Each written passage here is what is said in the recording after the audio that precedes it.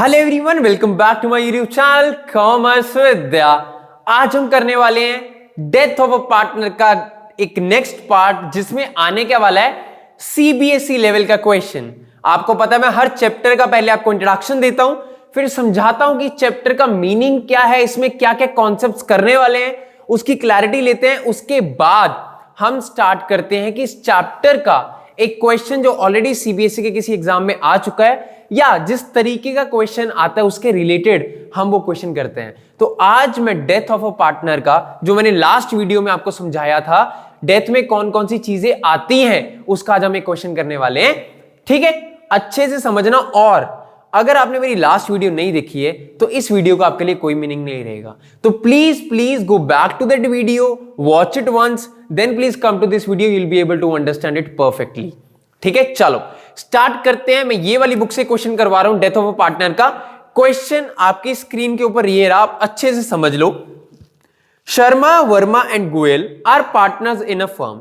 ये हैं फर्म के पार्टनर्स। 1 अप्रैल 2012 को उनके कैपिटल दे दिए। चलो बहुत अच्छी बात है, बहुत साल पहले की बात है, चलो कोई बात नहीं। शर्मा की कैपिटल है 4 लाख रुपीस, वर्मा की कैपिटल है 420, गोयल की कैपिटल है 370। 3 थे partner. Firm closes its account every year on 31 March. हर साल 31 मार्च को बंद करते, नहीं बताते तो फिर भी मैं शायद ये ज़ूम करता।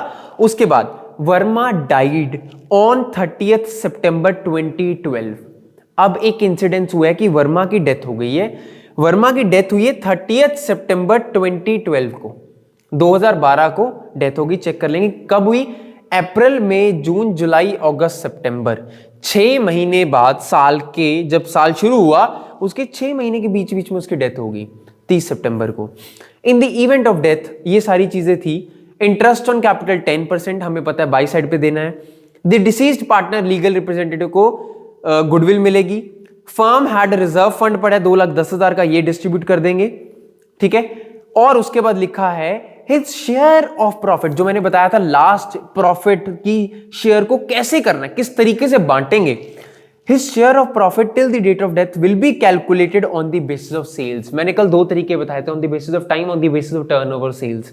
सेल्स के बेसिस पे क्या फॉर्मूला होता है, पूरी सेल लास्ट ईयर की और लास्ट ईयर कितना प्रॉफिट हुआ और इस साल डेथ तक कितनी सेल्स है, उस तरीके से हम निकालेंगे। अगर लास्ट वीडियो आपने देखी होगी तो आप ये अच्छे से समझ पाओगे। उसके बाद उन्होंने बोला the profit of the firm for the year ended 31 March was 23 lakh rupees. 15 lakh की सेल हुई लास्ट ईयर में। लास्ट ईयर 3 लाख का प्रॉफिट हुआ, इस साल 3 लाख की सेल्स है। इसका क्या करना है सर, बिल्कुल एक्सप्लेन करता हूं अच्छे से। पहले क्या बनाएंगे, डिसीज्ड पार्टनर का कैपिटल एग्जीक्यूटर अकाउंट, मतलब वर्मास, कौन, वर्मा की डेथ हो रही है, बिल्कुल पहले वर्मास का कैपिटल अकाउंट बनाएंगे, वर्मास कैपिटल अकाउंट। इस कैपिटल अकाउंट में करेंगे क्या, मैंने कल जो फॉर्मेट बनाया था वही आप बनाओगे। बहुत छोटा क्वेश्चन है और आना भी जरूर है, इसलिए इसको बहुत अच्छे से समझ लेना कि इसका मीनिंग क्या है हर चीज। और जो क्वेश्चन मैं करवा रहा हूं इसके बाद एक और क्वेश्चन करवाऊंगा फुल फ्लेज, जो ऑलरेडी लास्ट ईयर में आया था, बट आप अभी तक ये समझ लो कि क्वेश्चन का मतलब क्या है। मैंने क्या बोला था, सबसे पहले डालना क्या है, बैलेंस ब्रॉट डाउन। वर्मा का ऑलरेडी कितना बैलेंस पड़ा था ये एक बार चेक करो और मेरे को बताओ। वर्मा का ऑलरेडी बैलेंस पड़ा है हमारे पास 4,20,000, जो उसकी कैपिटल है। ठीक है सर, यहां पे डाल देते हैं कैपिटल। लास्ट वीडियो में जाके दोबारा देख लेना अगर प्रॉब्लम होगी।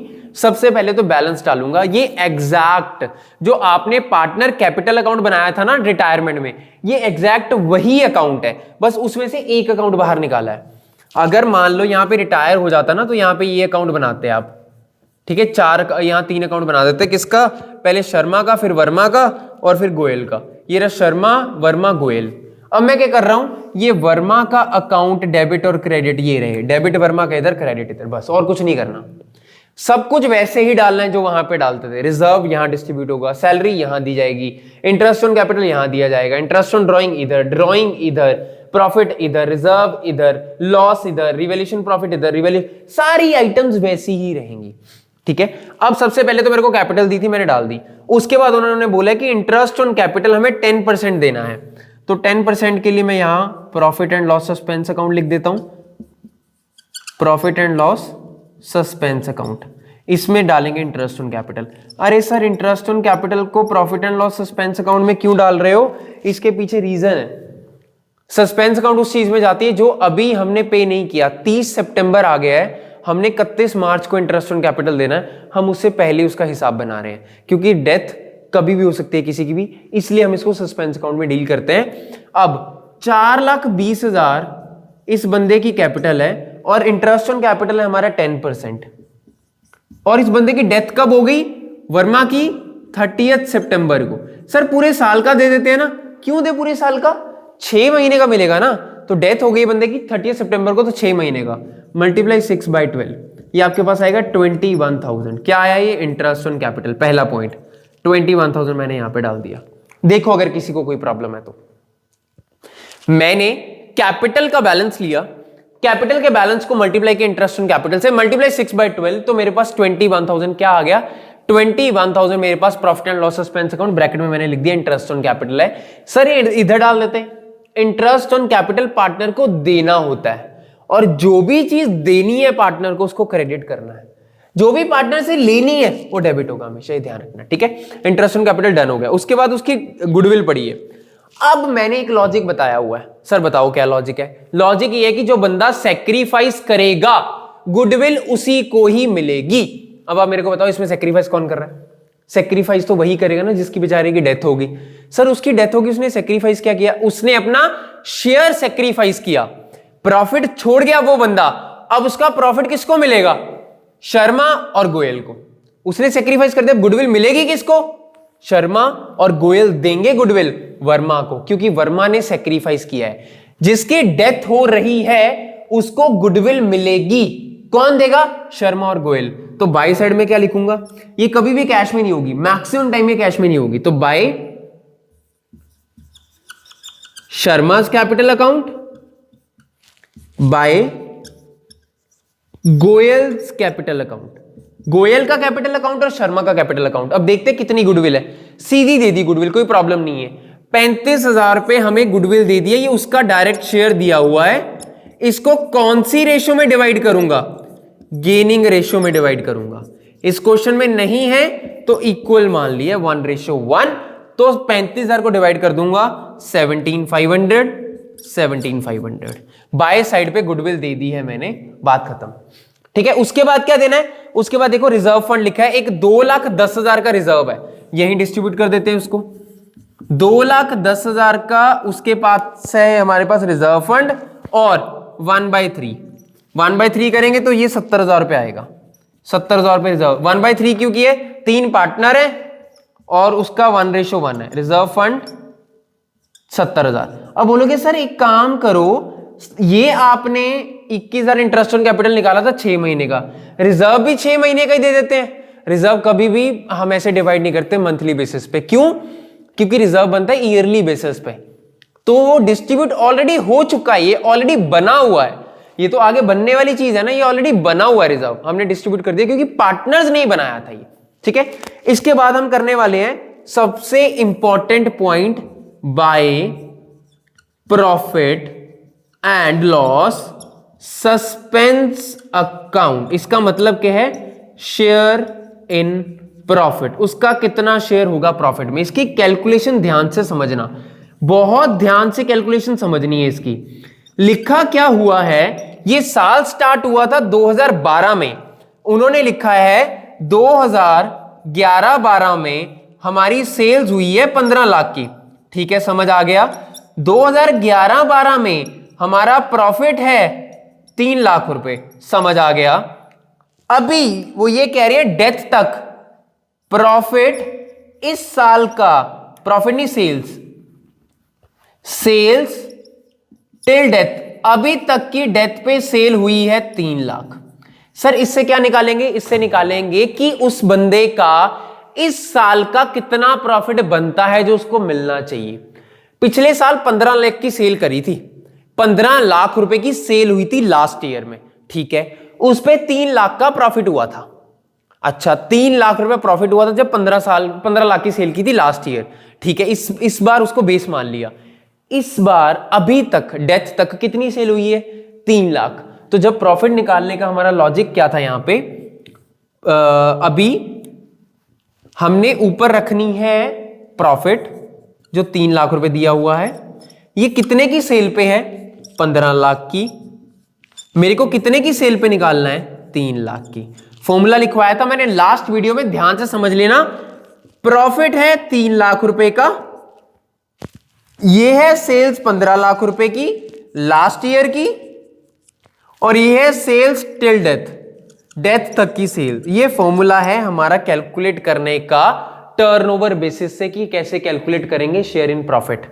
3 लाख रुपए प्रॉफिट कमाया 15 लाख की सेल पे। अब ये देखना चाहता हूं कि अगर 3 लाख की सेल होती है तो कितना प्रॉफिट आएगा। तो मैं देख लेता हूं अभी कितना प्रॉफिट आएगा। इसको इससे काट देते हैं, इसको इससे काट देते हैं। 3 5 5 6 60,000, तो 60,000 रुपए का मेरे पास प्रॉफिट आ रहा है total profit till death. Sir यहां डाल देते हैं, नहीं, ये पूरी फर्म का प्रॉफिट आया है 6 महीने का। अब उससे इसका निकाले, क्योंकि डायरेक्ट नहीं निकाल सकता ना मैं। ये 60,000 फर्म का है, पूरी फर्म का, जिसमें शर्मा का भी है, वर्मा का भी है और गोयल का भी। ये शर्मा, ये वर्मा, ये गोयल। हमें तो सिर्फ वर्मा का चाहिए क्योंकि मैं वर्मा का अकाउंट बना रहा हूं। इक्वल रेशियो है तो 20,000 आ गया, तो यहां पे हमने 20,000 डाल देना बस। अब देखो ये फ्री के नंबर नहीं है, बचा ही क्या है, ये सीधा एंट्री मिल गई मेरे पास। 5,66,000 आ गया to Verma's executor account. Debit side कुछ है ही नहीं, 566 और 566 ही टोटल है और 566 ही हमारा आंसर है। अब देखो इसमें कोई प्रॉब्लम है? सीधा पहले मैंने बैलेंस डाल दिया 4,22,000, फिर 21,000 रुपए profit and loss suspense account, फिर मैंने गुडविल डाल दी, फिर मैंने रिजर्व डाल दिया, फिर मैंने प्रॉफिट एंड लॉस सस्पेंस डाल दिया। बैलेंस आपको दिया होगा, ये मैंने निकाल लिया। 4,20,000 कैपिटल थी, 10% लगाया, 6/12 निकाल दिया। शर्मा और गोयल ने गुडविल दी 35,000 की टोटल थी। 35,000 को हमने डिवाइड किया 17,500 17,500 1:1 की रेशियो में, और ये गुडविल इसको दे दी। किसको देनी है? वर्मा, क्योंकि वो सेक्रीफाइस कर रहा है। रिजर्व बांट दिए, 2,10,000 का रिजर्व था, 70,000 रुपए आगे, 70,000 रुपए रिजर्व में डाल दिए। प्रॉफिट एंड लॉस सस्पेंस कैसे निकाला? 3 लाख रुपया प्रॉफिट हुआ था लास्ट ईयर में 15 लाख की सेल पे। 3 लाख डिवाइडेड बाय 15 लाख, ऊपर प्रॉफिट रखना है क्योंकि प्रॉफिट ही कैलकुलेट करना है। Profit divided by sales total into sales till death. मेरे पास आ गया 60,000, पूरी फर्म का प्रॉफिट डेथ तक का, उसमें से उसका शेयर निकाला और डाल दिया, और मेरे पास ये आंसर आ गया। ठीक है, ये था हमारा full fledge question death of a partner का। इसके बाद हम एक और क्वेश्चन करेंगे जिसमें एग्जीक्यूटर अकाउंट भी सिखाऊंगा मैं, एग्जीक्यूटर अकाउंट होता क्या है, और डिटेल में एक और क्वेश्चन करेंगे जिसमें गुडविल भी कैलकुलेट करनी है, सेल्स, 2-3 और अलग सी एडजस्टमेंट्स आएंगी। ठीक है, इसको अच्छे से पढ़ लेना और प्रैक्टिस करो maximum. Let me know if you people are facing any kind of difficulty in attempting these questions. ठीक है, चलो, stay connected with commerce Vidya. Thank you everyone.